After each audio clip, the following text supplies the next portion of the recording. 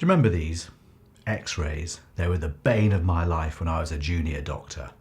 We used to have to go down to the department to find a packet of X-rays for the ward round, only to discover that somebody else had booked them out. Hospitals had huge rooms full of packets of radiographs, thousands of them. These days they're all taken digitally and stored electronically, which of course makes our life much easier. X-rays were discovered by Wilhelm Röntgen, who was a German physicist and engineer in 1895. He was experimenting with vacuum tubes and electricity. Lots of physicists were doing that at the time. He saw that a piece of paper that had been coated with a fluorescent material glowed when it was near the valve, the vacuum tube. And when he held up his hand, he saw an outline of the bones. And so the modern radiograph, or X-ray image, was invented. He won the Nobel Prize for this in 1901. When you come and see me for an opinion on your hip, I always want to see an up-to-date set of X-rays. These are often done on the day when you come for the appointment, but they might have been done previously. You go to the X-ray department, it takes about 15 minutes or so, and the X-rays are used to take images of your pelvis and your hips. The way that X-rays work is interesting. They show up differences in contrast between hard tissues like bone and soft tissues such as cartilage, muscle and ligaments.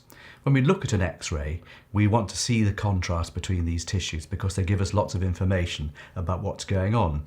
Cartilage is mostly water, so the X-rays go straight through it. Bone absorbs some of the X-rays, a bit like taking a photo with an old-fashioned film. If there's too much light, then everything looks a bit washed out. Bone stops the X-rays from going through, and therefore you see contrast between bone and soft tissue.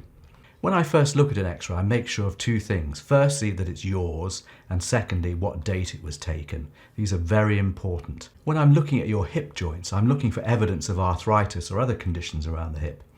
Arthritis shows up in various ways. Usually the joint becomes narrow, the cartilage wears away and becomes thin, and you get bone on bone.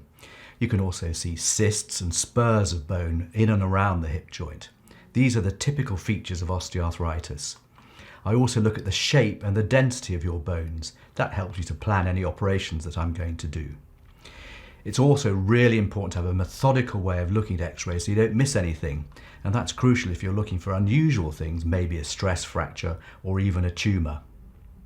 Sometimes I might ask you to have a CT scan or an MRI scan. These allow me to see slices through your body, which gives us a lot more information for more complicated cases. I'll tell you all about these in another video. If you've got any questions or concerns, please get in touch. The details are here. Call Anne and Tracy in the office or send me an email. Thanks for watching. I'm Jeremy Latham. I'm the hip surgeon.